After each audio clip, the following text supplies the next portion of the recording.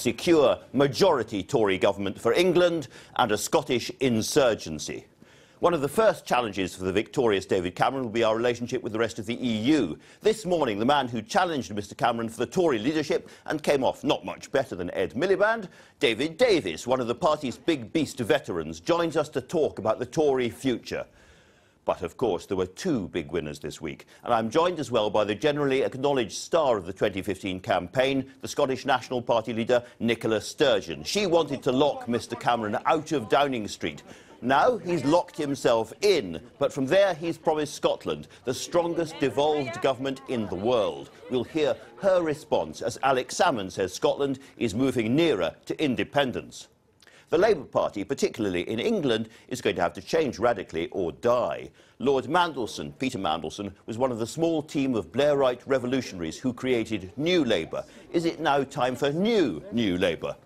And one of the people already in the frame to replace Ed Miliband, Chuka Umunna, is here to tell us about the scale of the change his party now faces. On the papers, we have three very seasoned and much-followed commentators. Tim Montgomery of The Times and The Good Right Project, the new Statesman's deputy editor Helen Lewis, and Baroness Ollie Grender, one of the vanquished Nick Clegg's closest confidants. An amazing amount to talk about this morning, but we'll start first on the front pages of the papers, politics, politics and politics. But just to demonstrate that, there's Scotland on Sunday with Nicola Strugeon. Alex Salmond hails staging post to independence. We'll be talking about that later on. Sunday Times. Cameron launches blitz on Europe, and a very interesting piece by Robert Harris there at the back there, veteran commentator. Miliband was not weak, but tough, self-confident and deluded, he says. Very interesting piece indeed. And then we've got the Sunday Telegraph focusing on the SNP's dramatic new push for independence. Politics doesn't stop for very long after a big election result, you may have noticed. There's Samantha Cameron on the little wheelie. She appears in many of the papers. The Independent on Sunday, no honeymoon for Cameron, and the battle for Labour's heart, both big stories there. And the Observer, they've got Tony Blair, we'll be talking about that as well shortly. Blair tells Labour, return to the centre ground to win again. And they've got the story of Michael Gove back on the front line as the Justice Secretary. And the Mail on Sunday is a story about the Speaker's wife and the hate mob in Number 10 rampage. These were hard left demonstrators who sprayed graffiti on one of the World War II memorials. Much to everybody's disgust. Welcome to you all. Now, I think we're going to start with Tim. You've got the Sunday Times, yes, and a very interesting piece there. Yes, well, of course, we had an unexpected victory for the Conservatives, and now we're having everybody try and explain how and why he won. And some people, of course, particularly in Downing Street, would like to think it was all David Cameron's personality, his charisma, his sort of modernising. Allies want to say it was modernisation. But Owen Paterson, seen as more on the right of the Conservative Party, is saying, well, of course, the Tory manifesto included promises to cut taxes, to have the European referendum, give so it was old-fashioned Toryism. Exactly. And the truth, of course, is that it was a blend of lots of things. Fundamentally, I think it was the economy and it was the weakness of the Labour leader. But the idea that the right are going to entirely interpret the Conservative majority as a vindication of everything David Cameron stands for, and somehow they are going to keep... for Cameron. How does he respond to that? I mean, it's very hard for him to say, no, actually, it was all about me. It wasn't about the right, or... It's a hard thing for him to say. It's a tricky thing, and, you know, obviously, lots of us, me included, didn't predict this victory, and his operation deserves a lot of credit. He deserves a lot of goodwill from people who didn't think he could do it. But I think the sort of article we're seeing from Owen Paterson, and there's quite a bit others in the newspapers, suggests that the right aren't just going to be meek and mild and subservient. It was the most rebellious parliament in the post-war period last time. Tory MPs got into a habit of rebelling. The majority that David Cameron has now, he's going to have to need very careful management of the party to get some of the more controversial things through. What do you think he's going to have to do to get that, to give himself a good 5 years? How is the Number 10 operation going to have to change in the new Parliament as distinct from the last one? I think it needs to be more collegiate. There's some sense from a lot of Conservative backbenchers that David Cameron often gave the impression that the Conservative Party was his personal possession, that him and George Osborne really were the only two people that mattered in the Conservative Party. Over the last 3 years, since Lynton Crosby, the Australian campaign guru, came into the operation, there's been someone who's been willing to stand up to David Cameron and say, no, this is the way you win elections, and David Cameron has listened to him. He needs perhaps a new chief of staff, someone who will also say, no, this is what your backbenchers are thinking of, Prime Minister, and they need to be heeded. Very interesting indeed. Helen Lewis, in terms of big interventions in the papers, Tony Blair has arrived like a thunderbolt in the Observer. And guess what? He's got a Blairite prospectus for what the Labour Party needs to do next. No real surprise there. He says the route to the mountain top, again, is through the centre ground. And this is an analysis that's going to appeal to a lot of people in Labour, yes. The idea that Labour lost because it was too left-wing. He does say that, you know, the focus on inequality was the right one, but he also talks a lot about the word aspiration, which we'll definitely be hearing more, and about the idea that perhaps that predators versus producers speech was a mistake by Ed Miliband. I was struck by how generous-spirited he seemed to be about Ed Miliband, never his first choice as Labour leader. But, you know, why not be at this? Yeah. I think you can be magnanimous when your analysis of what makes a winning Labour Party has essentially been vindicated. I think you can afford to be slightly kind about your successor. I think it's very interesting, though, that what will happen now, because actually it's the Labour Party now in the selection process over the last couple of years has delivered quite a left-wing parliamentary party, and that could store up a problem for a Blairite-style leader. It's a very interesting thought. Ollie Grender, you're not going to have a lot of problems with big Lib Dem factions in the Commons in the future. I wonder what a rebellion will look like for us from here on in.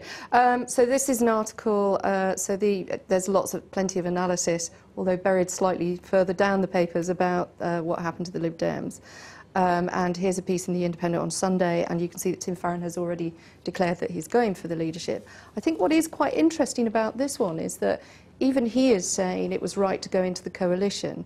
So I just wonder, you know, kind of whether anyone is going to have, you know, there are some voices within the party that are saying it was wrong in the first place, although the vast majority of the party voted for it. I think what's also quite interesting about this one is that, you know, there's going to need to be an opportunity to let off steam. But absolutely. I think over the next year, there'll be an awful lot of policies coming into play from the Conservatives, which will explain very clearly why the Lib Dems had value. And our membership, for some extraordinary reason, has already shot up by nearly 5,000 since the polls closed, because people are aghast by the lack of a Liberal voice or a strong Liberal voice. You were part of the campaign, obviously, which comes in for a fair amount of criticism. It does. To what indeed. extent were you completely blindsided, do you think, by the polls? I think we were as blindsided as the Conservatives were, and I think that says it all. I mean, Did what that we make knew, a difference, do you think? What we knew very clearly, was the strength of the argument that this is one of 23 seats that will prevent a Miliband SNP alliance. And that was very compelling for people. And the fact that the Conservatives had, you know, kind of vast quantities of cash, which meant that they could ring almost every member of the electorate in critical seats and say that message. And that message was compelling. Tim, now there's lots of personal stories, but you have chosen one of the, in a sense, saddest but also funniest stories, yes. I suppose. It's Liam Byrne. Well, David Cameron didn't seem to go anywhere on the campaign trail without that note that Liam Byrne famously left in the Treasury, saying there was no money left. And poor Liam Byrne, I feel slightly sorry for him. He says in this article in the Observer that he's mortified on a daily basis that he put this albatross with shame for 5 years.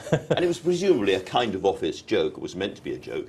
Yes, it's a tradition that, you know, when a minister leaves office, they leave a note for their successor with a little bit of pithy advice or a joke, and I think he regrets it. But he shouldn't regret it too much in a way. The problem wasn't the note. The problem was that there was no money left. And as in the danger for the Labour Party... know that David Laws was not going to be a success with a great sense of humour. No, David Laws was a little bit naughty perhaps to release this note, but it was released. But the big problem is that Labour did never face up to the fact that they did overspend during the boom years. We had one of the biggest increases in public spending anywhere in the OECD. And that is the big challenge for the new, you know, Labour leadership race. Will they acknowledge, actually, that their economic incompetence we're going to come on to that, I promise, later in the programme. But the really big story we haven't talked about features my main guest today, the SNP and the Scottish insurgency. And Helen, you've got the Telegraph. I have, and actually the group of 56 SNP MPs is so big that I can only show you half of it. They were all rayed out yesterday behind Nicola Strugeon. And this is, you know, this is absolutely unprecedented and incredible. But what's quite fascinating is that already they're having a bit of an ego problem. So Alex Salmond is already talking about the fact that he, you know, thinks this has brought a second independence referendum nearer. The trouble was when Nicola Strugeon made a reference to that in the debates, it didn't go down very well. And I think that there will be a difference of opinion between people who feel that they voted for an anti-austerity party, and actually for them the second referendum is not the biggest issue for them at all. Absolutely. It's always very dangerous to have a leadership psychodrama at the top, which which the Labour Party could have told them. Anyway, moving straight on to Andrew Rawnsley's column in The Observer. So Andrew Rawnsley's column and this fabulous Riddell cartoon above it, which shows that the XXXs are back, Dave, as John Major famously described them. I'm not going to use the word here on TV in case any kiddies are watching. Thank you. Yes, this is going to be a massive problem, which is the fracturing of David Cameron's party when it comes to the European referendum. And you know, he is going to have a real struggle with the people that he has, as well as, I think, you know, kind of what is he renegotiating for? Because frankly, every time we've had a look at that, when we were in partnership with them, we consistently had more ideas than they did about what to renegotiate. I think they're going to struggle on that, and I think then it's going to be, as Andrew Rawnsley puts it, you know, it'll be even worse than under John Major's day. All right, now. In terms of boosting the power of the press, Long Tall Sally is a one-woman campaign for higher newspaper circulation, and she's been at it again, the Mail on Sunday. Well, I don't dwell with what's on the front page of the Mail on Sunday about John Berg and Sally Berkow's private life, but the Speaker will be re-elected quite soon, or not re-elected quite soon. The suggestion seems to be that he will be, that the Conservatives won't block him the way that we thought they were going to. Well, I hope they won't. There's talk in the Mail on Sunday that he's a Labour-friendly Speaker. There may be a little bit of truth to that, but the more important thing about John Bercow, he's a backbench-friendly Speaker. He's a Parliament-friendly Speaker. Now, that annoys a government, of course, because they want to control everything, but actually, with a Tory majority, with the opposition so divided, actually you want a Speaker who's going to champion Parliament. Quite right. I hope, even though he's an awkward so-and-so sometimes, and a little bit cocky and talks too much at PMQs, we need him. We need him. Very good. Now, crucial to us today is Chuka Umunna, who's coming on the programme shortly. Helen, that's his piece in The Observer. Just talk us through it. Yeah, well, after the post-mortem, then the vision of the sunlit uplands of what can happen next, I think. So, actually, Chuka Umunna and Liz Kendall have both been straight out of the traps. To the slight disgruntlement of some of the people who haven't announced yet. One of them told my colleague George Eaton it's like people taking the jewellery off a corpse, which is one way of putting it. But I think that they both think that they are at a disadvantage. These are both people from the 2010 intake, whereas the established candidates, you know, Yvette Cooper and Andy Burnham, both have had very high-profile roles. A quick leadership election in which other candidates don't have a chance to establish themselves will benefit them. He uses quite strong language about Labour's failures in this piece, doesn't he, Helen? He does, and to his credit, it was something that he said to the New Statesman and other people before the election, the idea that... So this is not just after the event? This is not just the benefit of hindsight. He had always said that we need to look like we don't just enjoy taxing people for the sake of it, that there is a point to taxing people. And as the person who was the shadow business secretary, he knew, he bore the brunt of the fact that business was very suspicious of Labour. And I'm sure we'll have a very strong opinion on whether or not that cost it a crucial number of votes on economic competence. Should be very interesting. We're running out of time, so we have to rush through the last few stories, if you don't mind. OK, so a big story that we're all going to look at again and again, as we did post-92, is what happened with the polls. And how much we featured the polls and trusted the polls and found them to be wrong. We're all going to have to spend less time talking about the polls in the next election, are we not, comrades? Yes. Absolutely. Yes, we agree about that. Marvellous. OK. A story from you from the Mail again about Russell Brand. He didn't have a very good election, Russell Brand. First of all, don't vote, then vote Green, then vote Labour, then he was all sort of sorry about it at the end. But of course, what he's most known for is his anti-capitalism. And the Mail on Sunday has discovered that he's actually registered his Revolution trademark so that no one else can profit from it, and that he can sell all the T-shirts with. So actually, the anti-capitalist is a little bit more capitalist than we've realised. Beyond satire, very, very briefly, we've got a great story about what we eat on. Basically, it's a campaign to bring back plates. I think people have discovered that, I think this is the gastropub broom kicked this off, but there's such things as mushrooms being served on a shovel, someone eating a cake off a ping-pong bat, and I think... Hats, kilts, all of that stuff. People need to slightly calm down and go back to plates. And finally, Ollie, the big other story of the day. Really, and this really is, important. You know, we can see it all happening behind us here in Westminster, you know, people gathering for the VE Day celebrations, and it's going to, you know, there's some lovely pictures here, so that's a kind of a nice rest after the and a reminder that politics could be brutal, but there are much more brutal ways of settling differences. Exactly, 70 years on. Thank you all very much indeed. Fascinating paper review. Well, a sunny morning here in Westminster, just in time for the VE Day commemorations later on. So over to the weather studio now, and more with Chris Fawkes. Thanks a lot, Andrew. Yes, the sunshine put a tentative toe outside through the clouds, sunny spells developing, and across England and Wales, actually, things will improve through the rest of the day. Most of us will see some sunshine later on, but at the same time, it's not quite so nice in Northern Ireland and Scotland, where we have outbreaks of rain that will increasingly turn heavy and persistent through this afternoon. Still, where the sunshine does come out, a much warmer afternoon across northeast England compared with yesterday. 7 degrees warmer in some places. The highest temperature is likely to be across 20 degrees Celsius in East Anglia and South East England. Overnight, our band of rain slowly drags its heels and slips across Scotland and Northern Ireland, reaching the far northwest of England and Wales, turning murky across the hills of southern Wales and southwest England by the end of the night as well. And for Monday, our weather front continues to slide southwards into an area of high pressure, which will tend to squish the front. So by the time we get to Monday afternoon, there'll be little more than a lump of cloud working across the Midlands. Sunshine and showers for Scotland and Northern Ireland. Most of us actually will have some sunshine. And in that sunshine, with southerly winds wafting some warm air up from France, temperatures reach 24 degrees, the warmest weather of the week ahead. Looking at the rest of the week, though, things not looking too bad. Sunshine, 1 or 2 showers, particularly across northwestern areas on Tuesday, where it will also be quite windy, but the weather will tend to go downhill as we get towards Thursday. It turns unsettled with low pressure moving in. It'll turn wet for most areas with outbreaks of rain on the horizon. That's how the weather's shaping up. Back to you, Andrew.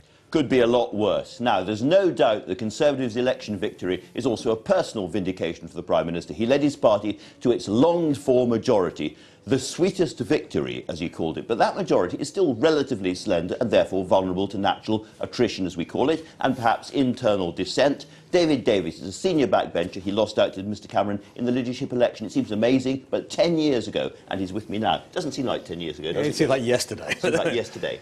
Now, first of all, what do you think the number 10 operation has to do in this new Parliament that it wasn't doing in the last Parliament to sort of enjoy the next 5 years? Well, it started, actually, already. They've already seen Graham Brady. He was called in, I think, on beginning of the weekend, Friday, I think, to talk to him. And he's very, very important in this. He's the head of the 22 Committee, the representative committee for the backbenchers.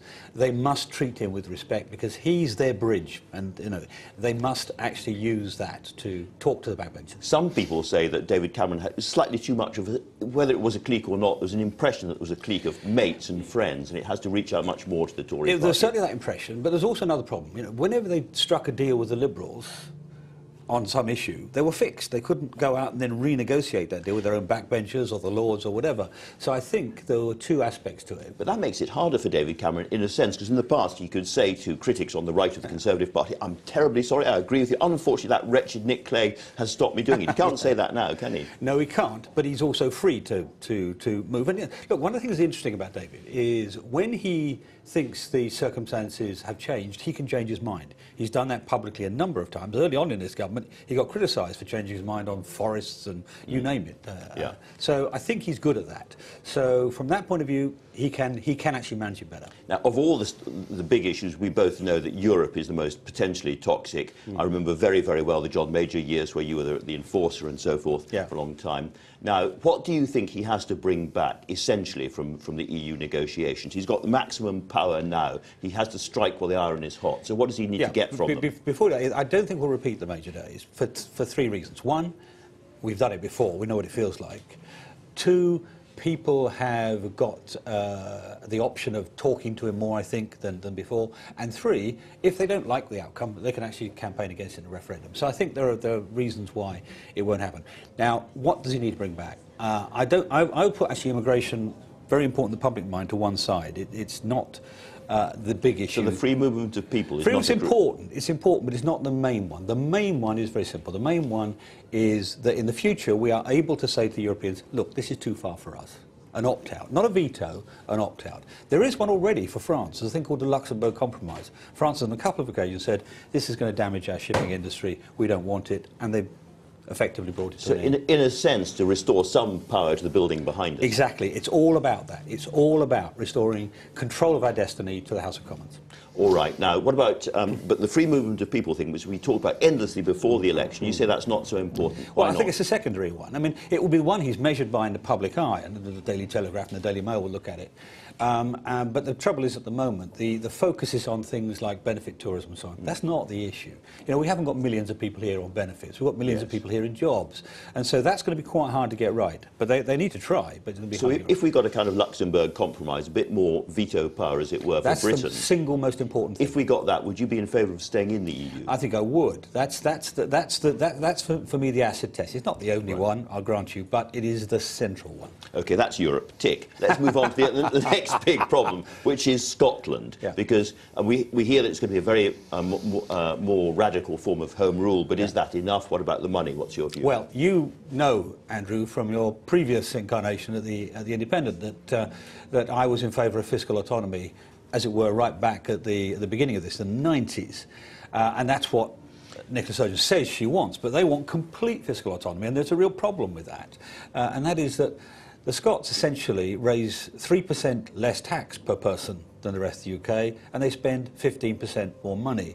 So actually, if they had proper, complete control of the money, or virtually complete control of the money, they'd be in permanent deficit. Isn't that the sword that David Cameron is going to kind of dangle over Nicola Sturgeon's head? OK, fine, you can have freedom, you spend the money, you raise the money, Scottish taxpayers have to take the whole hit for any anti-austerity policies. Isn't that, as it were, well, the Tory I think threat? that's what responsible politics is about, is actually paying for what you do. But you know, understand that we've had a grievance machine in place since the Scotland Act, the first Scotland Act. Gordon Brown, I told him, I was Public Accounts Committee Chairman, I said, what you're doing is creating a permanent excuse for every Scotland Act to say it's Westminster's fault by having us pay the bills all the time. They should raise the money in Scotland and raise enough to pay for what they got responsibility for, and then it's their responsibility. They should want that. If they want independence, this is halfway house. And you're a great enthusiast, I think, for English votes for English laws. Yeah. But does that not push us towards an entirely federal system where we have, in effect, that building becomes a kind of English parliament? Or 3 days a week it does, you know, Yeah. I mean, or 2 days a week, whatever it might be. Yes, it does. I mean, one of the reasons the British establishment has resisted English votes over time is they know eventually that means you're going to have an English health minister, an English education minister, and I suspect one day an English first minister. And whoever's the occupant at number 10 would hate that, because actually all the power Unless it would was the sit same in person, England. of course. Yeah. Unless it's the same person. So actually our entire country is changing before our Absolutely. eyes. A federal Britain, a new kind of English parliament, a new relationship with Europe. This Yeah. is a very, very big day. This is one of my colleagues was thinking of standing down, quite important, ex-cabinet minister was thinking of standing down this election. He said, I can't. Too many important things are going to happen in the next 5 years. Yeah. And he's dead right. This is actually a turning point in history. We always say the current election is the most important one ever. Actually, this time, it might have been. It really is. Now, you took him on 10 years ago. Yeah. He's done pretty well, hasn't he? He has done pretty well. I mean, the thing I say about this election, nobody said it, but, you know, and I said to you earlier, I sort of called it in the middle of the night, a little earlier than some of the others, but I was wrong as well. But the simple truth is, they maintained a campaign against the run of conventional wisdom. So it was a brave campaign, and in this occasion, courage has been paid off. David Davis, thank you very much indeed for that. Well, apart from David Cameron, obviously, the big winner on election night was the SNP leader and Scotland's First Minister, Nicola Sturgeon. She wasn't standing for Westminster herself, of course, but her party is sending 56 MPs back to the House of Commons behind me. The SNP won all but 3 of the seats in Scotland, a staggering result, which she says will ensure that Scotland's voice is heard loud and clear. Nicola Sturgeon has already been talking to the Prime Minister by phone, and no doubt they'll be meeting soon. The First Minister is with me now. Welcome. Good morning, Andrew. How was your phone call? It was very courteous. It was a brief phone call, as you would expect, just a few hours after the final result was confirmed. I congratulated him. I don't think I'm giving away any state secrets here when I say I would have preferred David Cameron not to continue as Prime Minister, but he won the election. I congratulated him on that. He congratulated the SNP on our success. We agreed to meet as soon as possible. There are big issues for us to discuss. The key point I wanted to make to him, and did make to him, was this one. He cannot act now as if it's business as usual in Scotland.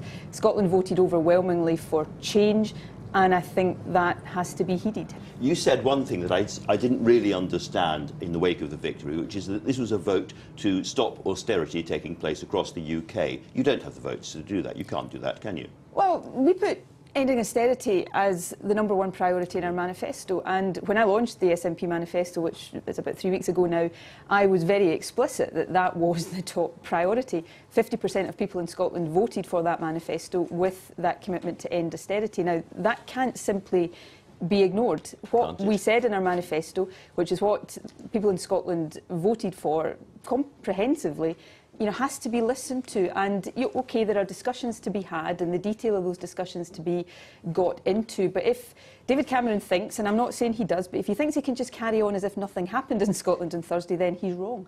Well, but on the austerity issue, I mean, the vast majority of the overall majority of MPs elected into the House of Commons across the UK are from the anti-austerity party. They're the ones with the votes. There's nothing that you can do in the House of Commons to prevent austerity happening. Nothing at all. You haven't got the numbers. Well, Scotland clearly doesn't want austerity to continue, and there are discussions we will require to have about the Scottish Parliament and the Scottish Government's budget. Discussions that I will want to have about £12 billion of welfare cuts that David Cameron didn't specify during the election that will hit disabled people. So these are discussions we need to have, and the will of the Scottish people has to be listened to. I think it's likely, given that Labour are entering a period of introspection, questioning their very purpose in life, the SNP is going to be the principal opposition to the Conservatives. The voice. And I'm saying, but you can't stop him doing what he wants now. We'll seek to build alliances with others, and we will seek to make sure that those issues that we put at the heart of the campaign go to the heart of the Westminster agenda. And during the campaign, I was at pains to hold out a hand of friendship to people across the rest of the UK. And I know there are people in England, Wales and Northern Ireland who will be as disappointed as people in Scotland that we're looking at a majority Conservative government. We can be a voice for them as the opposition to David Cameron. But in the end, a majority is a majority is a majority. Yeah, it's a slender majority, and 56 SNP MPs will be there to make Scotland's voice heard, but also to stand up for the progressive politics that we very deliberately put at the heart of our campaign. In terms of the Scottish budget, it's perfectly clear a lot of Conservative MPs, and you heard David Davis perhaps just now, are saying, look, we're going to give you full fiscal autonomy. If you want to end austerity, you want higher public spending in Scotland, Nicola Strugeon, that's absolutely fine, but you can do it by raising money on the backs of Scottish taxpayers alone. That is their proposition to you.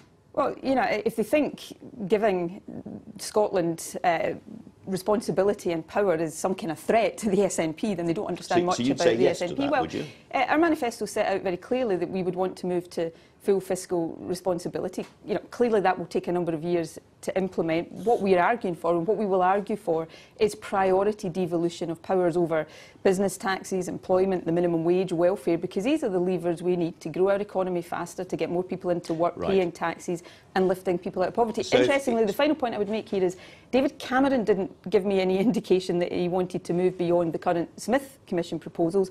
I think he has to, and that clearly is one of the things we're going to have to discuss. I think a lot of people think he has to do that. But if he says to you, OK, here are the levers you want, but in return it's the end of the Barnett formula, it's the end of any cross-subsidy, we are moving to full fiscal autonomy for Scotland within 2 years, you'd say that's a good deal. Well, we would have to make sure that was a good deal, because one of the issues around full fiscal autonomy would be a fiscal agreement between a fiscal framework between the Scottish Government and the UK Government, and there would be some issues in that it would be the responsibility of the Scottish Government and our MPs down in the House of Commons to make sure we got a good deal. There would be questions about how much Scotland contributed to continued reserved responsibilities like defence, how much we contributed to debt interest payments. So, there are clearly some big discussions to be had there. Now, we haven't got into the detail of those discussions. My starting point, though, is that Scotland's voice has to be heard, and it is the job now of the MPs we've elected to this place to make sure that happens. And you're the leader, not, of course, of the Scottish Nationalist Party, but of the Scottish National Party. Absolutely. And some people say that actually the most comfortable thing for Scotland for quite a few years ahead would be Home Rule all round, would be a new federal settlement for Britain, and that actually might be a better option than early independence.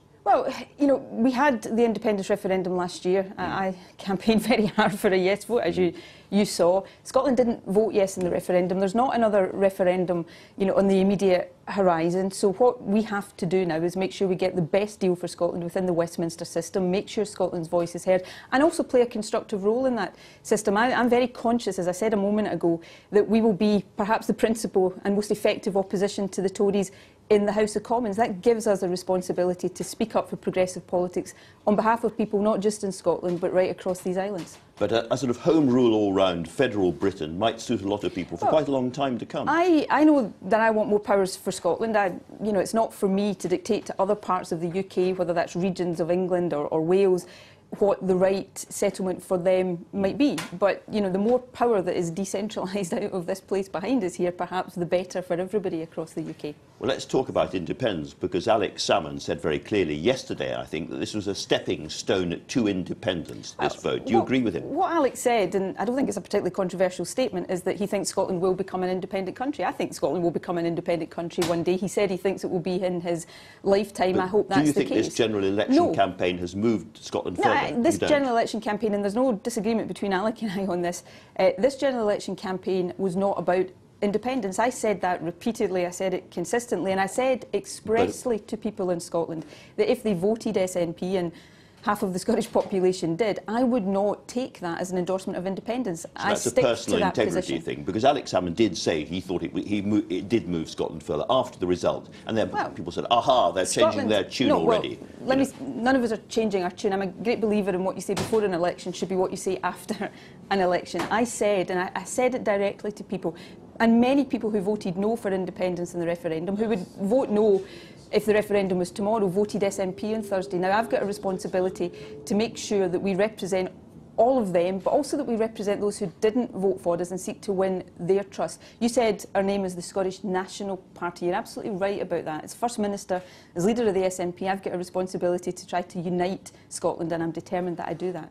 Now, looking ahead, one of the big issues, of course, is Europe. You said again during the election campaign that it would have to be something pretty big to persuade you to put an independence referendum back on the 2016 Holyrood Manifesto.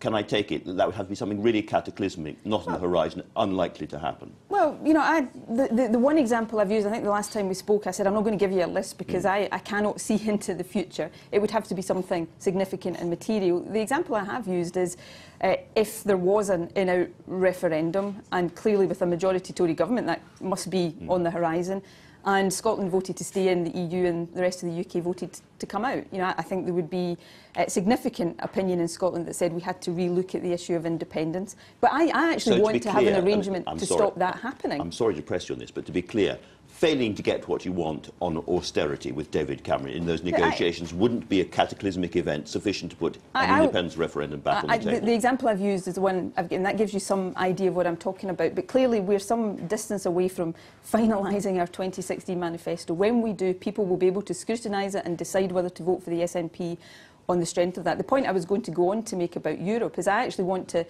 have an arrangement, if there is an in-out referendum, which I don't want there to be, that would avoid the scenario that I'm talking about. Let's have that double majority so that each of the 4 constituent parts of the UK would have to vote to come out before that I've been happened. popping in and out of Scotland. I haven't been there the whole time the last few weeks, but it has felt more like a national revolution, an extraordinary upsurging than politics as usual. My question is, you've got 100,000 new members in the SNP. 110,000 110,000, I beg your pardon, new members. Wow. Changes every day, and massive numbers of voters who voted SNP for the first time in the hope of real change, big change. Can you control your party? Yes.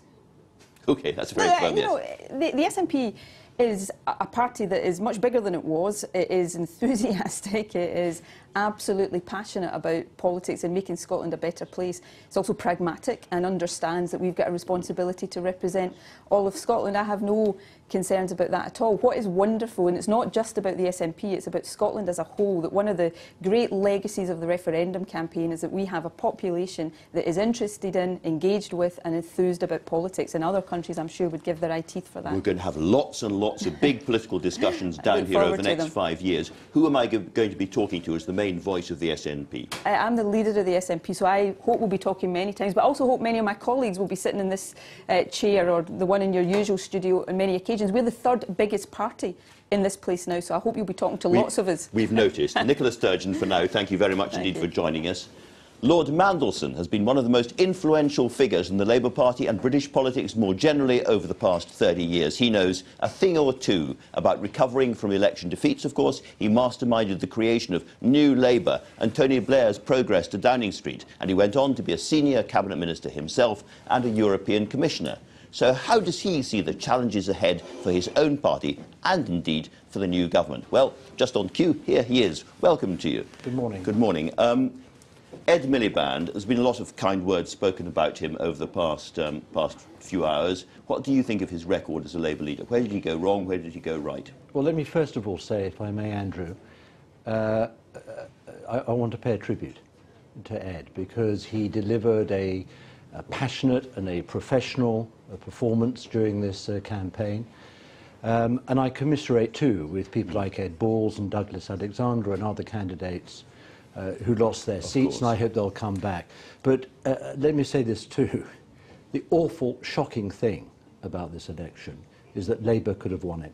Or at least come a very near second. How could Labour and the reason we lost it, well, the reason we lost it, and lost it so badly, was because in 2010 we discarded New Labour rather than revitalising it and re-energising it and making it relevant for the new times, the new policy challenges that we face. And that was a terrible mistake. But doesn't that mean that the man to whom you paid such a fulsome tribute just now was the wrong Labour leader, that they should have gone for the other brother? Well, in a sense, we were sent off in 2010 on a sort of giant political experiment in which we were sort of sent out and told to sort of wave our fists, you know, angrily at the nasty Tories and wait for the public to realise how much they had missed us. Well, they weren't missing us, and they didn't miss us. Instead, they ripped the sort of stripes off our shoulders, and that really is the depth of our defeat and the scale of the challenge we face now. Look,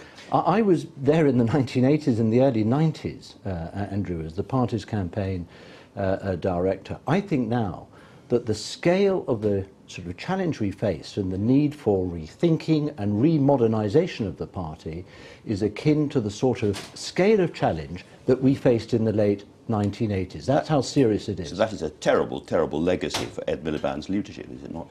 It is a measure of how far we have to go and what we have to do in order to climb back. And far from embarking on a sort of, you know, short-term beauty contest of leaders, what we really need is a very, very thorough debate in the party of the sort that was denied us in 2010. It's hard to kind of visualise sometimes the scale of change that needs to happen, but I was stopped in the street just a couple of days ago by a guy who was a builder, a painter and decorator, really employed 6 people, and he said, I can't possibly vote Labour. They hate people like me, they hate wealth creators, they hate people who employ other people. Is that the core of the problem, do you think? It is part of the core of the problem. Yeah. I mean, literally we were sent out and told to say things and to make an argument, if you can call it an argument, which basically said, you know, we're for the poor, we hate the rich, ignoring completely the vast swathe of the population who exist in between. I mean, who do have values like ours. I mean, they do like the Labour Party. They are committed to social justice and to fairness. And they do want a government like ours that leans heavily against inequalities in society, but they also want a government that is economically competent and also realises that people have aspirations. They live in the real world. They want to better themselves. And if we're not with them in that and not so totally committed to seeing them doing that, why on earth should they vote for us? So what did you think when you heard that very famous predators versus producers speech? I thought it was a completely useless label that led nowhere in any serious debate, both about the partnership that we need to have with business, but also how business needs to change. We do need a reformed, a more responsible capitalism in our country. I said that, I argued that when I was the business secretary. Of course we do. But shall I tell you something else? Most people in business realise as well that we have to live for the long term, not sort of short-term financial interests. And we have to think about how we're going to embrace the new technologies that are available to us in order to drive up our productivity and our competitiveness. That is what the real world is about. Was it a mistake not to acknowledge that in the last years of Gordon Brown's administration, the Labour Party was spending more than it should have done in power? Look, we based our level of spending on what we assumed would be continuing economic growth. That didn't happen. We had a banking crisis. So could you not have said, with the benefit of hindsight, we wish you'd done it better, we wish we'd done it differently? Oh, I think we should have said that not every pound of public spending we made was at the end of the day wholly wise or wholly justified or whatever. But don't make any mistake about this. Labour overspending did not cause the banking crisis. No. And when the banking crisis came, we had to borrow an enormous amount in order to put on sort of fuel in order to speed out of that crisis. Otherwise, our economy would have shot over a cliff. Now, you want a big philosophical debate about the Labour Party, but there is also a leadership contest already starting. What do you think about the current way that's being done? One member, one vote, the involvement of many union members and so forth in that? Well, we have new rules. I'm assuming we have new rules, which are, broadly speaking, based on one member, one vote.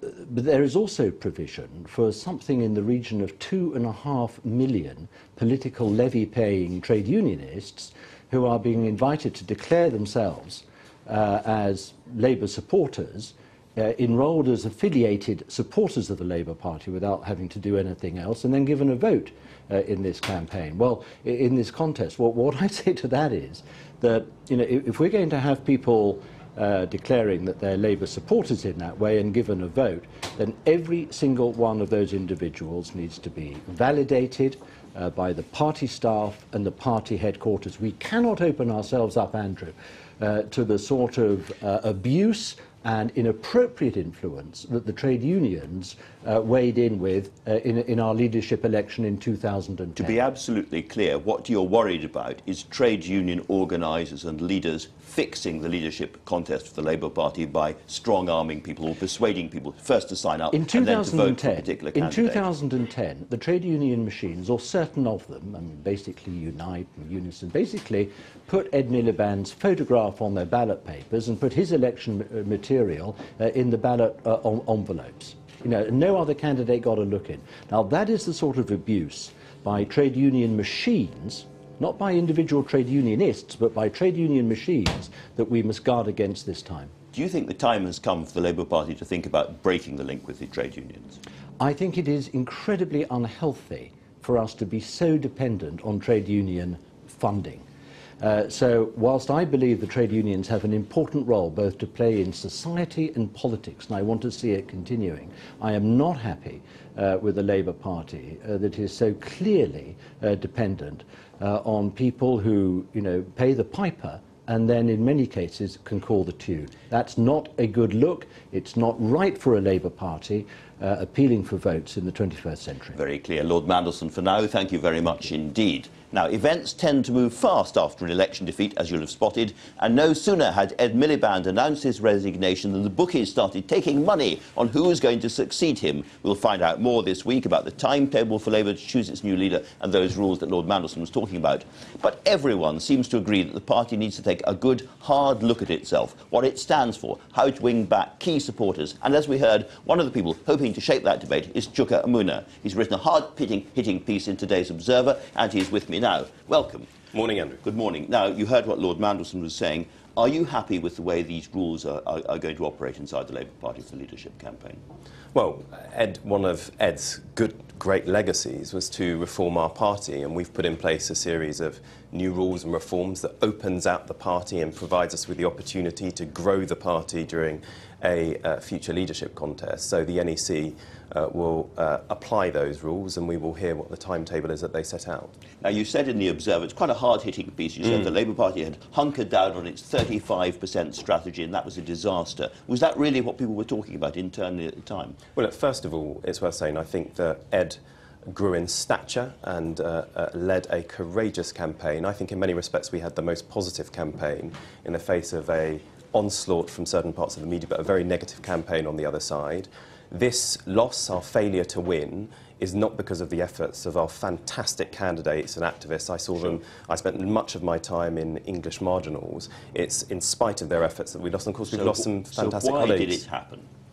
Well, I think first of all we've got to understand this. So and draw the right lessons. There will be some who may argue, well, but for what happened in Scotland, and of course the results in Scotland were terrible for us, we would have won. Let's be clear, we had a very bad night in Scotland, but David Cameron's majority was won in England. It was the progress and success there that put government out of view for the Labour Party. And let's not forget that, of course, they're going to make these changes to the boundaries, which will make the challenge in England and Wales even greater. But in terms of why we lost, in my view, the Labour Party succeeds and does best when it marries together its compassion for people who can't provide for themselves, for the vulnerable, the poor, with others' ambition and drive and aspiration to get on and do well. And I think in many respects we often had a message which spoke to, for example, people who are struggling on 0 hours contracts. It was right that we tackled that on the national minimum wage, etc.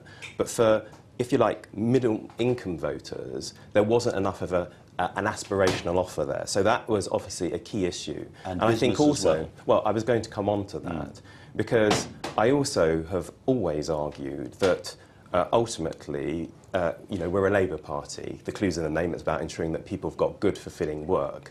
And in the same way that I don't think you can argue that you are pro-business if you're always beating up on the terms and conditions of the people who make the business what it is and the trade unions that represent it. That was the impression, wasn't it? At times, sometimes. But equally, you can't be pro the kind of jobs that we want to see unless you're backing the people that create them. Now, the irony is in some ways that our policy agenda was thoroughly pro-business, but at times, sometimes people got the impression that it wasn't. And also, of course, our economic competence, which, you know, I'm happy to speak about that. Yeah. Well, let's just stay on the business side, because you were business secretary. Did you actually? I wish I was business secretary. Shadow business secretary. Yeah. Did you argue hard enough in the kind of inner cadres of the Labour Party against this impression that the party was giving an anti-business, anti-aspirational message? Everyone says it now, but you were there at the time. Did you do enough?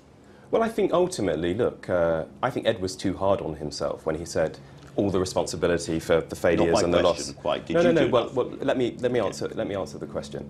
And I don't think it was, you know, all of the fault of Ed. This was a collective failure on the part of all of us who were in the front line. And whilst I've always made the argument I just made to you, in terms of the collective message that we were giving, it sometimes gave the impression at times that we weren't with the wealth creators. And you've got to be with the people who create wealth in our country, because they're the people who create the jobs.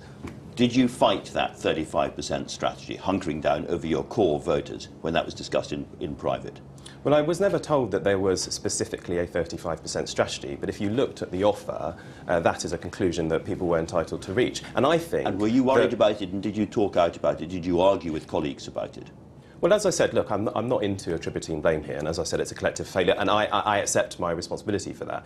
But look, one of the big strengths of the Labour Party is actually we're the big tent people. We're the people who have got people all over the country in different regions and parts. For the many, not the few, except it's only the few that voted for you. We can't have a message that says anybody is too rich or too poor to be part of our party.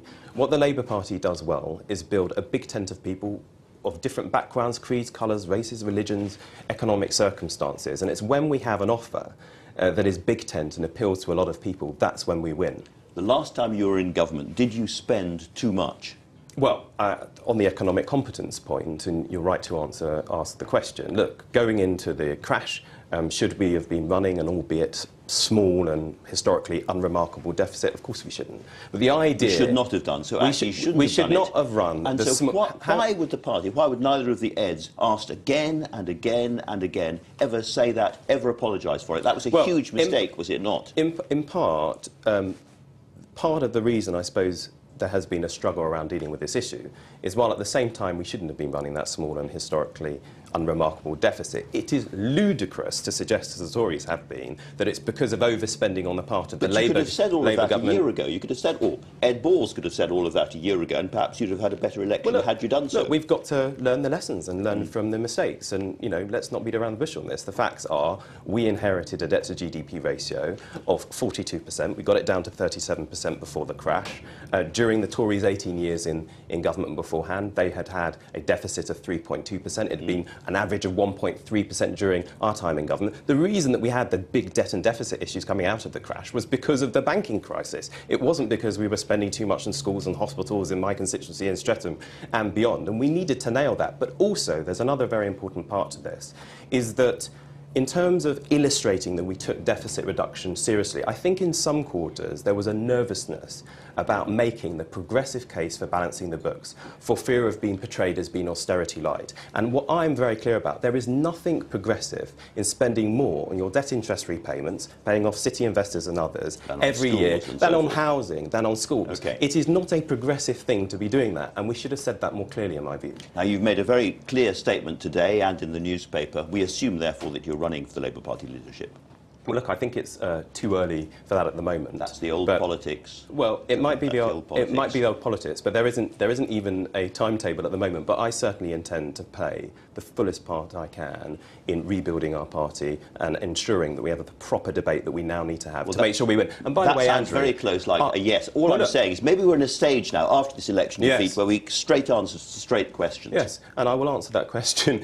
I will give a full answer to that question when we know what the timetable is. But let's be clear. This Labour Party is a fantastic party. We're down, but we're not out. And look, the scale of the defeat is of 92 proportions, but there is no reason why we shouldn't get back in 2020. I don't buy what I've been reading in some of the papers this morning, this idea that somehow this is a 10-year rebuilding project. Absolutely not. We can do this in 5 years if we make the right decisions now and present that aspirational and compassionate case to the British people, which we're so good at. We can do this. You're thinking about it, aren't you? I can smell it. I can smell it. You're thinking about it.